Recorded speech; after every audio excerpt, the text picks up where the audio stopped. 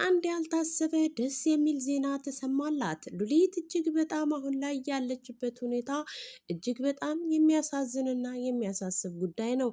ሉሊት እንግዲህ እንደታገተች ሁላችንም ተመልክተናል። በዚህ ሳምንት አቤል በጣም ተደናግጦ ማለትም የባለፈው ሳምንት ጓደኛው ጽዮንን የደፈራት እሱ እንደሆነ ነግሮት ተመልክተን ነበረ። በአሁኑ ደግሞ እሱ አቤል ቀጥታ ወደ ኤፍራታ ቤት መጥቶ የሆነውን ችግር ለመናገር ለማብራራት አንገቱን ድፍታ አድርጎ ለኤፍራታ ስሚኝ ኤፍራታዬ፣ እኔ ይኸውልሽ ልንገርሽማ ነገሮችን ለአንቺ ስነግር ነው የሚቀለኝ። ስለዚህ አንቺ ትሻይኛለሽ፣ አንቺ ተረጋግተሽ ስለምትረጀኝ ለአንቺ ብነግርሽ ይሻላል ብዬ መጥቻለሁ። ስለዚህ አንቺም ተረጀኝ ይላታል። ኤፍራታዬም እሺ ብላ ነገሮችን ለመረዳት ሞከረች። እሺ ምንድነው የተፈጠረው? ምንድነው የተቸገርከው? ለምንድንስ ነው እንደዚህ ሀሳብ ውስጥ የገባኸው? ትለዋለች። እሱም ምን መሰለሽ ኤፍራታ፣ ይኸውልሽ ፂ ትክክል ናት፣ ፂ ተደፍራለች አለ። እዚህን ጊዜ ኤፍራታዬ እጅግ በጣም በድንጋጤ ትዋጣለች። ማለት ምን ለማለት ፈልገህ ነው? ማለትማ ትክክል ናት፣ እሷ ተደፍራለች።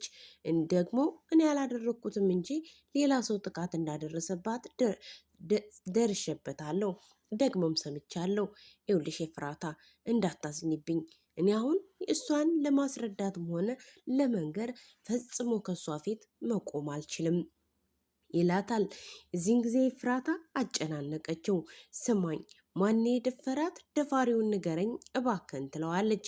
እዚህን ጊዜ አቤል ፈጽሞ መናገር አልፈለገም። ጊዜው ሲደርስ፣ ሰዓቱ ሲደርስ ራሴ እነግራታለሁ፣ አሁን ግን ልነግርሽ አልችልም ይላታል። ኤፍራታም እሺ ብላ አንተ ራስህን አትውቀስ፣ ተረጋጋ፣ ምንም ችግር የለም ትለዋለች። በዚህን ሰዓት ነበር አቤል እጅግ በጣም ተደናግጧል። በባለፈው ሳምንት እንግዲህ ሱራፌል ማለት የአቤል ጓደኛ በባለፈው ሳምንት ለእናቱ ጽዮንን እንዳስረግዛት ሲናገር እናትየዋ እጅግ በመናደድና በመበሳጨት ውላ ወደ ቤቱ ታስወጣዋለች። ወደዚህ ካስወጣችውም በኋላ ቀጥታ መንገድ ላይ ሲመጣ ያክስቱን ልጅ ማለትም እነ ቃል ቤት የምትሰራዋ ልጅ ማለት ነው በጣም በሚገርም ሁኔታ ያገኛታል። ይኸውልሽ አንዳንድ በአንድ ያን ነገር ነገርኳት፣ እናቴ ግን ማየትም ሆነ መስማትም አትፈልግም፣ ከቤት አስወጥታኛለች፣ ምን ባደርግ ይሻላል ብለሽ ታስቢያለሽ ይላታል። የዚህን ጊዜ እሱ ያላሰበው ችግር እንደሚገጥመው አልገባውም ነበር። ነገር ግን ደብቆ ማኖሩ ሳይሻል አይቀርም ነበር። በአንዳንድ በኩል ግን እንኳንም ለእናቱ ተናገረ። እናት ምንጊዜም ሩህሩህና ደግ ናት። ነገር ግን እናትየዋ በጣም በመደናገጥ ስሜት ስለሆነ ያዳመጠችው በጣም ተበሳጭታበታለች። የዚህን ጊዜ አክስቱን ልጅ ይላታል። ሂጂና እስኪ እናቴን አሳምኝልኝ፣ ሂጂና ተናገሪ ይላታል። እንዴ ሱራ ምን ነክቶህ ነው? እንዴት ብዬ ነው እናንተ ቤት የሚሄደው? በዛ ላይ ያጅብ የሆነው ወንድምህ የእሱን አይን ማየት በጣም ነው ያስፈራኝ አላቸው። እዚህን ጊዜ ስላት እሱ መሆነትሽን ነው፣ እኔ ራሱ ባላየው ደስታዬ ነው፣ ግን ምንም ማድረግ አልችልም። ስለዚህ ለእኔ ስትይ እባክሽን ሂጂና ንገሪ ለእናቴ፣ አንቺ ስትነግሪያት ሁሉ ነገር ቀለል ይላል፣ እባክሽን ብሎ ይለምናታል። በዚህን ጊዜ እሷም ተስማማና በሀሳቡ ቀጥታ ወደነ ሱራ ቤት ማለትም ወደ አክስቷ ቤት ትመጣለች። ወደ አክስቷ ቤት እየመጣች በነበረበት ሰዓት ነበረ በባለፈው ሳምንት የሱራ እናት ሉሊት ጋር ገብታ እያንዳንዱ ነገር መጠየቅ በጀመረችበት ሰዓት በሩ ተንኳኩቶባት ተመልሳ ትወጣለች። ድጋሚ ተመልሳ ትገባና እስኪ ንገሪኝ ለምንድን ነው የታገትሽው? ትላታለች። ይህንንም ስትላት እባክሽን አድኝኝ ወይ አስወጭኝ ወይም ደብዳቤ ልጻፍና ልስጥሽና ለቤተሰቦች አድርሽ ትላታለች። በፍጹም ይህንን ማድረግ አልችልም፣ መናገርም አልችልም፣ እንደ ድንገት እንኳን ብያዝ ይውልሽ አለቻት። እባክሽን ሴት አይደለሽ? በሴት አምላክ ይዤሻለሁ፣ ሂጂና ለቤተሰቦቼ የሆነ ነገር አድርሺ። እሺ ምን ላግዝሽ? ትላታለች። እሺ እንድታግዥኝ የምፈልገው ደብዳቤ ሰጥሻለሁ፣ አድራሻ ሰጥሻለሁ፣ እዛ ቤት ሄደሽ እንዲያስወጡኝ ይህን ደብዳቤ ለነሱ ትሰጭልኛለች ትላታለች። የዚህን ጊዜ የሱራ እናት የደግነት ጥግ እሺ ብላ ያንን ወረቀት ተቀብላ ከነሱራ ቤት ትወጣለች። በዚህን ሰዓት የሱራ ወንድም እጅግ ፈጽሞ ሱራን ይቃወመዋል። ማለትም ሱራ በስራው ታታሪና ጀግና የተባለ በጣም አንበሳ የሆነ ወንድ ነው። ስለዚህም ታላቅ ወንድሙ እጅግ ፈጽሞ ይቀናበታል። በዚህን ሰዓት የሱራ ወንድም አንድ ተንኮል አሰበ። ሱራ መስራት የሚችለውን ስራ ለሱ እንዲሰጠው አባቱን ማባበልና መለመኑን ቀጥሏል። አባትየው ግን ወንድምየውን በጣም በትኩረት ነው የሚከታተላቸው። በዚህን ሰዓት ይኸውልህ አባዬ፣ ይህን ልጅ ግን ምን እያደረግከው ነው? ለምንድን ነው ዝም የምትለው አለው። እንዴ ምን አደረገ አለው። እኔ ግን አባዬ ስለ እውነት ነው ምልህ ሱራ የሆነ ያልሆነ ባህሪ ሲጀምር አይቻለ ይላል። አባትየው ምን ማለት ነው? በፍጹም የኔ ልጅ ሊያደርግ አይችልም። ምንድን ነው የማይሆን ድርጊት የሚያደርገው ሲሉ አባትየውም ይጠይቃሉ። በዚህን ሰዓት ነበረ ይኸውልህ አባዬ ምን መሰለህ የሆነ ሱስ ነገር ጭሳጭስ ነገር ሳይለምድልህ አይቀርም አለ። አባትየው ግን ፈጽሞ የኔ ልጅ ይህንን አያደርግም ብለው ግጥም አድርገው ተከራከሩለት። የአባትነትን ጥቅም ሊያሳዩት ወደዱ። በዚህን ሰዓት ነበረ አንድ ያልታሰበ ችግር ሊገጥም የቻለው። ነገር ግን ውሸትክን ከሆነ እኔ አንተን አያርገኝ ብለው አባትየው ይፎክራሉ። በዚህን ሰዓት ነበረ ቀጥታ አቶ ተሾመ ወደ ሉሊት ጋር ይገባሉ። ገቡና እባክህን ራበኝ፣ እርቦኛል እባክህን አለችው። እሱ ግን በፍጹም ይኸውልሽ እንኳን ምራብ አይደለም ገና ከዚህ ክላስ መውጣት ስለማትቺ ራቡን ተለማመጁ። ምክንያቱም ከዚህ ዓለም ላሰናብትሽ ነው እንጂ እንደ ቀልድማ ከዚህ ክላስ በሰላም አትወጭም ብለው አቶ ሞገስ ያስፈራሯታል። በዚህን ጊዜ ሉሊት እንዴ ምን ማለት ነው? እኔ ምን አደረግኩ ስትለው ያ የጠፋው ሰውዬ እሱ ማን ነው? ቤተሰቦች ሴት ናቸው? የት እንዳሉስ እስኪ ተናገር ይላታል። እሷ ግን በፍጹም ልትናገርም አልወደደችም። በዚህን ሰዓት አቶ ሞገስ እንግዳውስ አስቢበት ብለው በር ቆልፈውባት ይሄዳሉ። እንግዲህ የሱራ ያክስቱ ልጅ ቀጥታ ወደ እነሱራ ቤት ትመጣለች። የመጣችውም አመሻሽ ላይ ነበረ። በጣም በሚገርም ሁኔታ ወዳውኑ ነበረ ይህ ነገር እየተካሄደ በነበረበት ሰዓት አንድ ነገር ይፈጠራል። እንግዲህ የሱራ ያክስት ልጅ እቤት ትመጣና የሱራን እናት ይኸውልሽ አክስቴ እንዴት ነሽ ብላ እያባበለች ትጠይቃታለች። እግዚአብሔር ይመስገን ዛሬ ግን አንቺ እዚህ ምን ነገር ጣለሽ አለቻት። አይ እኔማ ነገ ዛሬ እያልኩኝ ነው እንጂ ለመምጣት አስቤያለሁ አለች። በፍጹም አንቺማ አስበሽም አታቂም አለቻት አክስትየዋ። በዚህን ሰዓት አዎ እውነትሽን ነው፣ እኔም አንድ ነገር እነግርሻለሁ እያልኩኝ በጣም ዘገየው። ዛሬ ግን ከረፈደን ቢሆን ልነግርሽ መጥቻለሁ ብላ ቃሏን ለመደርደር ስትሞክር የቃል እናት ትነቃባታለች። ይኸውልሽ አክስቴ ምን መሰለሽ አለች። ማለት እንዴ ሱራ የለም እንዴ ብላ ጠየቀች የሱራን እናት። እንዴ አሁን ማን ይሞት አንቺ ሱራን ሳትጠይቂ እዚህ ቤት መጣሽ። ስለዚህ ሱራ የሆነ መልእክት አድርሽ ብሎ ነው አይደል የላከሽ አለቻት እናትየዋ። እናትየዋም ይህን እያምሰለሰለች ኧረ በፍጹም አለች። ማስተባበያ አትጨምሬ፣ አዎ እውነት ነው በይ፣ ከዛ የሚወሰነ ይወሰናል አለቻት። አዎ አክስቴ ትክክል ነሽ፣ እርግጠኛ ነሽ? አዎ ሱራ ነው የላከኝ።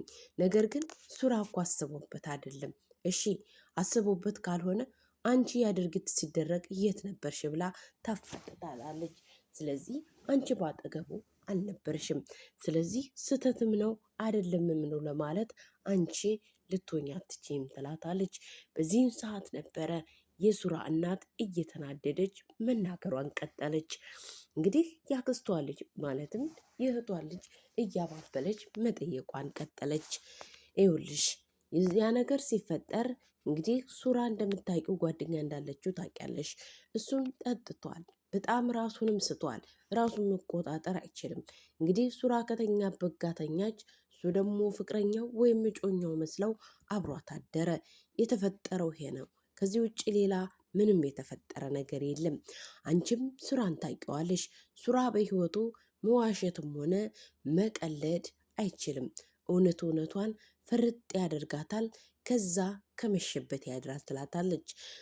ይኸውልሽ እየተባባሉ በነበሩበት ሰዓት ከየት መጡ ሳይባሉ አቶ ሞገስ ወደ ቤት ይመጣሉ። ወደ ቤት ሲመጡ እዚህን ጊዜ አክስትየዋ ልጅ ስታይ እጅግ በጣም ትደናገጥና ትቆማለች። አቶ ሞገስም ቁጭ በይ በእግዜር ይሏትና ቁጭ ትላለች። አንቺ ግን በዚህ በምሽት እዚህ ቤት ምን ትሰሪያለሽ አላት። እዚህን ጊዜ አይ እኔማ ልሄድ ነው ስትመጣ ጊዜ ነው እንጂ ልሄድ ነው ብላ ለመነሳት ሞከረች። ፊቷ እየተንቀጠቀጠና እግሮቿ ላብላብ እያላት አቶ ሞገስን መመልከት ጀመረች። እሳቸውን ስታይ በጣም ተደናግጣለች። በጣም የሚገርመው ነገር ይሄ ነው። የዚህን ሰዓት ቸው ብላ ልትሄድ ስትል ቆይ ተረጋጊ፣ አንድ የምጠይቅሽ ጥያቄ አለኝ ይሏታል። በዚህን ሰዓት ነበረ እሷ እጅግ ያላሰበችው ክስተት የተከሰተባት። ይኸውልሽ ሱራ እናንተ ቤት ምን ይሰራል ምንስ ያደርጋል ብሎ ጠየቃት። እሷም የመለሰችው መልስ ብትደናገጥም ነገር ግን ሱራን ለመሸፈን ያልፈነቀለችው ድንጋይ የለም። ይኸውልህ እሱ ከሁሉም ሰው ርቄ ተደብቄ ማጥናት አለብኝ፣ የተሻለ ውጤት አምጥቼ ለአባቴ ማሳየት አለብኝ ብሏል አለች። ነገር ግን አይመስለኝም። ነገር ግን ይሄ ነገር ውሸት ከሆነ እኔ አንቺን አያድርገኝ፣ ምላስሽን ነው ቆርጬ መሬት ላይ የምጠልልሽ ይላታል። እሷም እሺ ትቆርጠዋለህ እያለች ማለቷን ቀጠለች። ይህንንም ካለች በኋላ ቀጥታ ወጥታ ወደ ቤቷ ትሄዳለች። ጋሽ ሞገስም አንዳንድ ነገር አሰቡ። ይህንንም አለች፣ እዩልህ አንተ እኮ እዩልህ እኔ ስነግርህ አልሰማኛልክ አለች የሱራ እናት። እኔ እኮ ብዬሃለሁ ልጁ የተሻለ ነገር እየፈለገና እያሻሻለ ነው ብዬ ነበር። አንቺ ከብት ባልዋለበት ኩበት ላይ ቀማትሆኝ።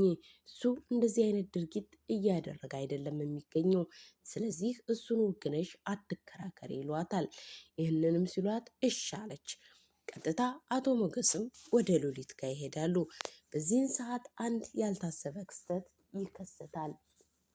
ገንዬ እንዲሁም ጽዮን ቤት ውስጥ ሆነው እኔ የምልሽ ለምንድን ነው ግን ሜርሲ ማለትም ለምንድን ነው ለሉሊት አብዝታ መጨነቋን የቀጠለችው? እኔ ግን የጓደኝነት ብቻ አይመስለኝም ብላ ገንዬ ጽዮንን ትጠይቃታለች። ጽዮንም አይ ምን ይሆናል ብለሽ ነው ጭንቀት ስለማትወድ ይሆናል እንጂ ሌላ ነገር እንኳን ግንኙነት ያላቸው አይመስለኝም። ስለዚህ ለዛም ይሆናል ብላ ትነግራታለች። በዚህን ሰዓት ነበረ ዮኒስ አይመስለኝም፣ ነገር ግን ገንዬ አንድ የሰማሁት ነገር አለ ብላ ጽዮን ለገኒ አንድ ቃላት ትናገራለች። እሺ ምንድነው ያሰብሽው? እስኪ ያሰብሽውን ንገሪኝ ብላ ትላታለች። አንድ ቀን ሲያወሩ የሰማሁት እህቴ ግን እኮ ልትሆን ትችላለች፣ ያለ ነገር እንደዚህ አልተንሰፈሰፈችላትም እየተባባሉ ከዚህን ከተባባሉ በኋላ ወዲያውኑ አንድ ነገር ወደ ቤታቸው አንድ እንግዳ ነገር ይመጣል። ይህም እንግዳ ነገር ምን ይመስላችኋል? የሱራ እናት ሉሊት የላከችውን ደብዳቤ ይዛ ቀጥታ ወደነ ሉሊት ቤት ማለትም ወደነ ናታን ቤት ትመጣለች። በዚህን ሰዓት ስትመጣ ነበረ ወዳውኑም ሳሎን ቁጭ ብላ ያገኘቻት ገንዬን ነበረ። በራ አንኳኩታ ሰላም ጤና ይስጥልኝ፣ ሰላም ለዚህ ቤት ይሁን ብላ ቀጥታ ገባች። በዚህን ጊዜ ገኒ እጅግ በመደናገጥ ብትሆንም ደና እግዚአብሔር ይመስገን ይግቡ ግን ማልበል አለች። እሺ ገነት ማለት አንቺ ነሽ ወይስ አለቻት። አዎ ገነት ማለት እኔ ነኝ፣ አዎ እኔ ነኝ ገነት ብላ ገንዬ በተደጋጋሚ በፈራ አንደበት ቃል ትመልስላታለች። አይዞሽ ተረጋጊ፣ እኔ ሰላማዊ ሴት ነኝ፣ ለሰላም ነው የመጣሁት ማለትም መልእክት ይዤ እየተባባሉ እሺ እንደዛ ከሆነ መልካም ይግቡ ቁጭ በሉ ብላ ሶፋ ላይ የሱራን እናት ታስቀምጣታለች። የሱራን እናት ካስቀመጠቻት በኋላ አንድ ነገር ሊፈጠር የቻለው ወዳውኑም እሺ እርግጠኛ ነሽ ገነት ማለት አንቺ ነሽ፣ አንድ የተሳሳተ ወሬ እንዳላወራ ማለትም ጽዮን ማለት የቷ ናት አለች። ወደ አሁኑ ጽዮንም ከላይ ወደ ታች እየወረደች ነበረ። ሰላም ገንዬ አለች። ሰላም ላንቺ ይሁን አለቻት ገኒም። በዚህን ሰዓት ነበረ ይቺ ሰው ማናት?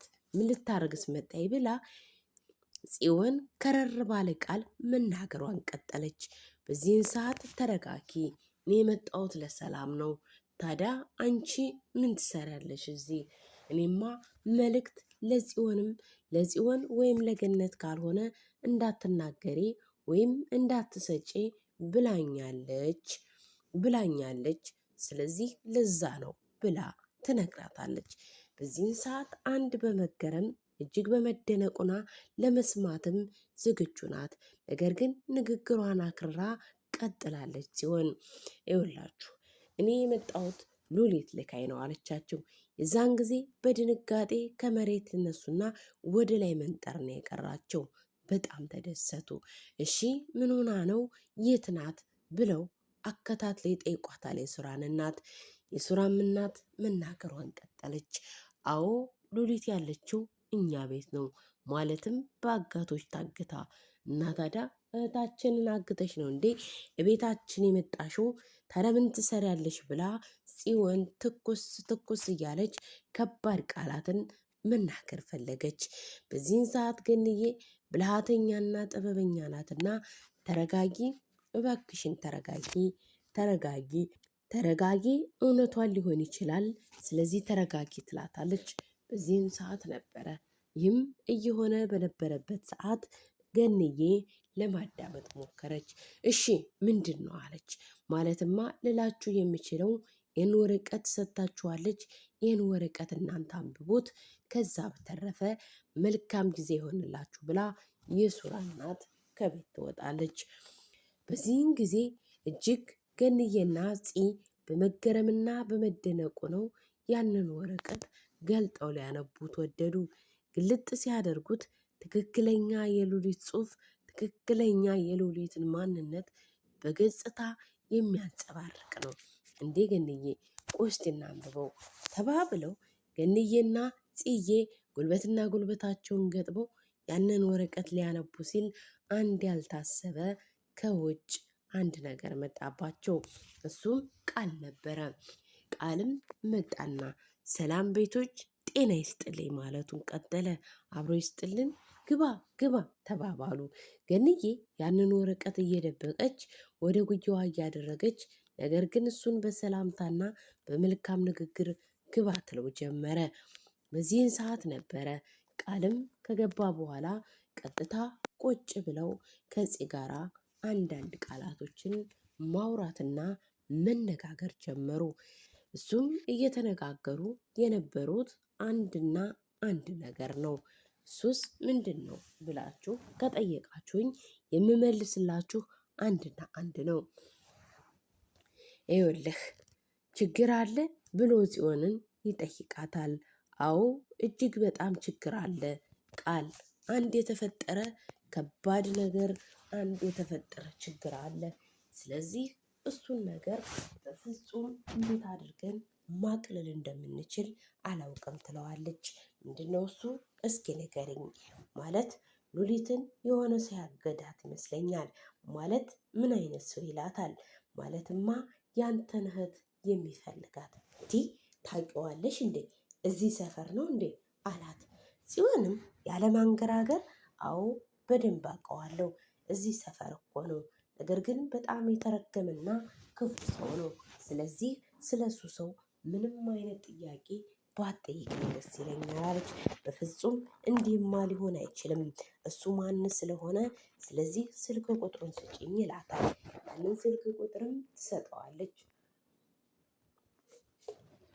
ያንንም ስልክ ቁጥር ከሰጠችው በኋላ ወዳውኑ ቃል ይደውልለታል። በዚህን ሰዓት የአቤኔዘር ወንድም ቀጥታ ስልኩን ያነሳል። ሰላም ጤና ይስጥልኝ አለው። ምነው አንተ ሰው ተፈታተንከኝ የሚል የትህትና ያልተሞላበት ቃል ይጠይቃል። በዚህ ሰዓት ተረጋጋ፣ ይኸውልህ አንተ ወንድ ከሆንክ ና እስኪ እንገናኝ ይለዋል። እባክህ አትረብሸኝ ልጣጭ ብሎ ቃልን ይሰድበዋል የአቤኔዘር ወንድም። እሺ እኔ በጣም ስራ ነው የሚበዛብኝ ከአንተ ጋር የማጠፋው አንድ ሰከንድ እንኳን የለኝም ይለዋል። እሱን እናያለን እሽን አንገናኝ፣ ለማንኛውም ነገሮችን አጣርቼ ወይም ነገሮችን አስተካክዬ እንገናኛለን ይለዋል። እሺ በጣም ጥሩ ብሎት ይሄዳል። በዚህን ሰዓት ነበረ ከነቃል ቤት አንድ ያልታሰበ ችግር ይገጥማል። የቃል እህት እንደተመለከትነው የቃል እህት ስልኳን ሳሎን ጥላ ሄዳ ነበረ። ነገር ግን በመሃል ስልኩ ድምፅ እየጠራ ነበረ። የሚጠራ ሰዓት ሰራተኛይቱ ብትጠራት በፍጹም ሀኒ ሀኒ የት ነሽ እያለች መጣራቷን ቀጠለች። ሀኒ ግን በፍጹም ልትሰማት አልቻለችም። በዚህን ጊዜ ሰራተኛዋ ታላቅ ስህተት ሰራች። የሰው ልጅ ቢሰማም ባይሰማም ሲጠራ ባይሰማም የሰውን ዕቃ መንካት ግን ፈጽሞ ወንጀል ነው። በዚህን ሰዓት የነቃል ሰራተኛ ቀጥታ ስልኩን ታነሳዋለች። ሀሎ ሀሎ እያለች በነበረበት ሰዓት በዚህን ሰዓት የፍቅር እህት ትመጣለች። ከመጣችን በኋላ በጣም ተናዳለች። ለምንድን ነው አንቺ ስልኬን ያነሳሽው? ለምን ሲባል ነው ስልኬን የምታነሺው? በፍጹም ስልኬን ማንሳት የለብሽም አለቻት። እሷም እኔ እኮ ስጠራት ስላልሰማሽ ነው እንጂ ለማንሳት ፈልጌ አልነበረም። ስለዚህ ለዛ ነው ስልኩን ያነሳሁት ትላታለች። በፍጹም እንደዚህ እንዳታደርጊ አለቻት። እሷም እሺ አለች። ወዲያውኑ ቆም ብላ ቅር ያላትን ነገር ለመናገር ትወዳለች። ይኸውልሽ አንድ ጥያቄ ልጠይቅሽ ነበረ፣ ነገር ግን ፈራሁሽ አለቻት። እሺ ምንድን ነው? ማለቴ ባለፈው እኔና አንቺ ያወራነውን ሰምቶን ይሆን እንዴ ቃል አለቻት። እሱን አላውቅልሽም ብላ አስረግጣ ትነግራታለች። በዚህን ጊዜ እሷ በመናደድም ሆነ በሀሳብ ሆና ነገሮችን ለማጤን ሞከረች። ነገር ግን የሰማ አይመስለኝም። በነገራችን ላይ ሌላ ጊዜ ስታወሪ በጣም ተጠንቅቀሽ ማውራት አለብሽ አለቻት።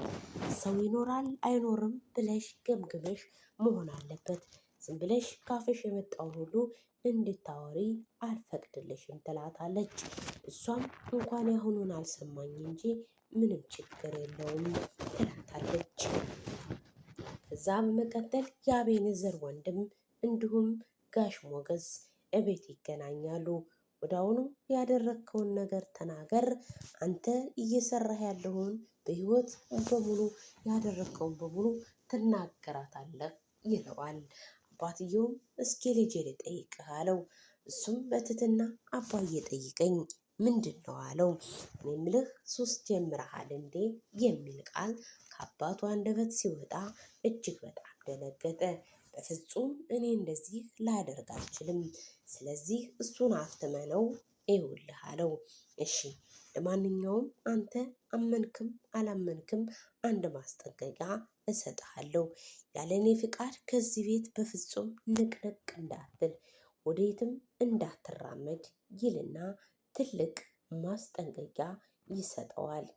እጅግ በጣም በሚገርም ሁኔታ ይህ ነበር የተገጠማቸው። ይህንንም ካሉ በኋላ እዚህ ላይ ያቆሟል። ትንሽ ስለ ቃልና ስለ ጽዮን ትንሽ የፍቅር ግጥም ልግጠምላችሁና ከዛ እንቀጥላለን።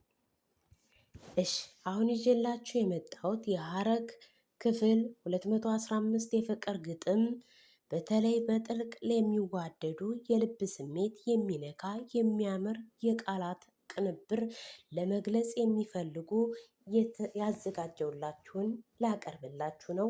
በጥሞና ተከታተሉኝ። የልቤ ንግስት የልቤ ንጉስ አንቺ ማለት ለኔ የብቸኝነቴ ኑሮዬ ማብቂያ፣ የጨለማው ህይወቴ ማብሪያ፣ የሳቅሽ ድምፅ የሙዚቃ ያክል ልቤን ያከመዋል። ካንቺ ምን ይሻላል? ካጠገቤ ስትሆኚ ዓለም ይሞላልኛል። የፍቅር እውነተኛ ብርሃን ሆኖልኛል። አንተ የልቤ ጌጥ የደስታዬ ምንጭ፣ በፍቅርህ ተማርኬያለሁ እስከ መጨረሻው ድምፅህ። አንተ የኔ ጌጥ በሰውነቴ ላይም እንደማደርግህ ውድ ጌጥ ሳይሆን በውስጤ እንደታተመው ትንፋሽም በልቤ በልቤ ውስጥ እየኖርክ የኔ ውድ በውበትህ ከላይም ብቻ አይደለም ውስጥሽም የፍቅር ባህሪ ነው አይደርቅም። አንቺን ማግባት መታደል ነው ለኔ ሁሌም እወድሻለሁ በሙሉ ማንነቴ።